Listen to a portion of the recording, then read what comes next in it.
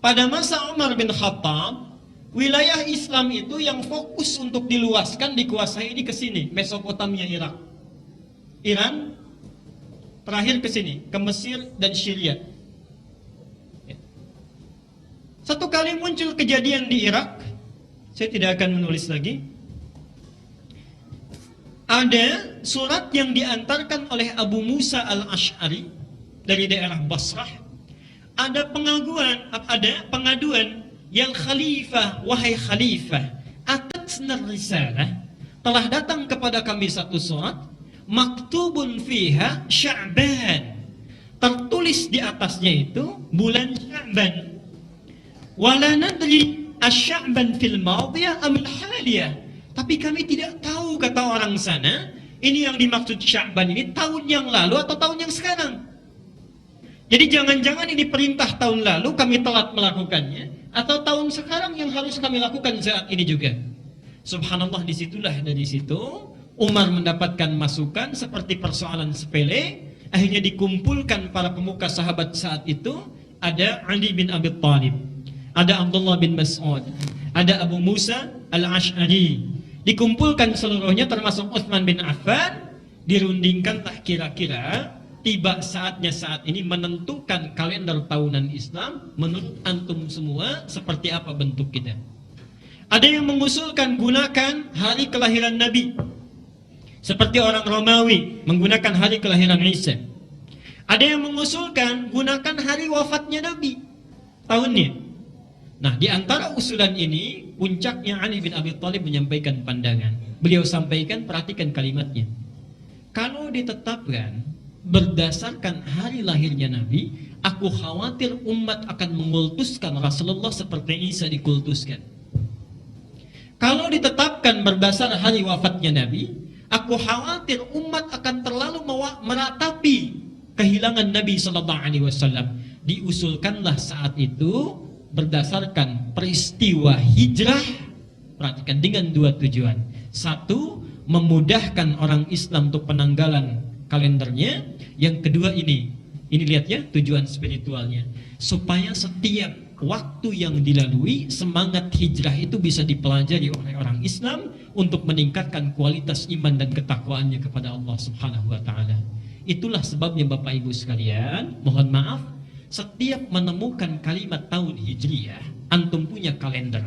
Itu bukan sekedar penanggalan. Kira-kira antum sudah berada di mana di balik pengorbanan dan perjuangan sahabat itu? Ya. Sudahkah ada yang seperti Abdurrahman bin Auf, yang seperti Hamzah, yang seperti Umar bin Khattab, yang seperti Talhah, ya? Yang seperti Aisyah para ibu, yang seperti Zainab? Atau jangan-jangan kita cuma rame saja, ya? Tiap tahun perayaan, tapi mental tidak berubah. Ya, mohon maaf ini, yang sesungguhnya dibutuhkan revolusi mental itu bukan yang rame-rame, bukan. Yang seperti ini, lihat kalender hijrah, bawa, benahi diri kita. Itulah prinsip yang ditanamkan para sahabat supaya kita bisa mengevaluasi diri. Terakhir saya akan berhenti. Ayatnya yang terakhir ditulis tadi apa Qurannya? Baik. Di sini kajian kita akan berakhir. Sekarang buka Quran surah 9 ayat 36.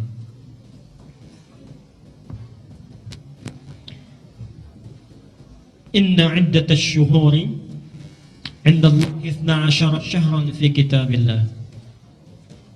Ini di antara mukjizat. Sekali lagi saya ulang, ini di antara mukjizat Al-Qur'an dari sisi pengetahuan ilmiah terkait dengan angka.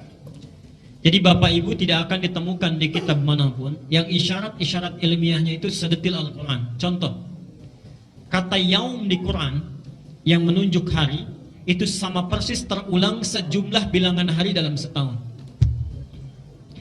Kata syahr, bulan, itu terulang persis sejumlah bulan yang ada setahun. Bahkan langsung disebutkan setahun 12 bulan. Di kitab lain tidak ada. Contoh, lautan dengan daratan luas mana? Subhanallah, kalau Bapak Ibu mengeluarkan ayat-ayat di Quran, kalimat laut, bahar, dengan kalimat darat, bar, itu subhanallah, akan ditemukan presentasinya persis sejumlah hitungan yang nyaris detilnya sama persis dengan hitungan ilmiah sekarang. Berapa persen lautan, berapa persen itu daratan. Tidak ada di kitab lain kecuali di Quran.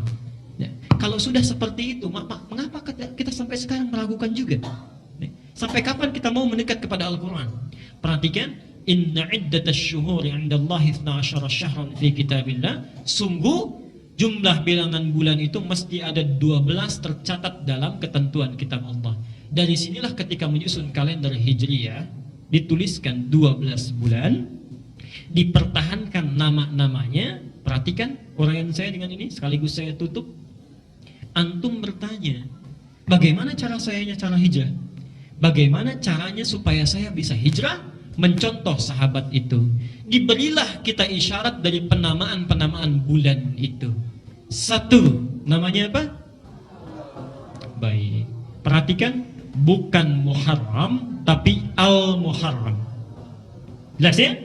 Bukan Muharram tapi Kalau disebutkan Muharram, itu artinya segala yang diharamkan.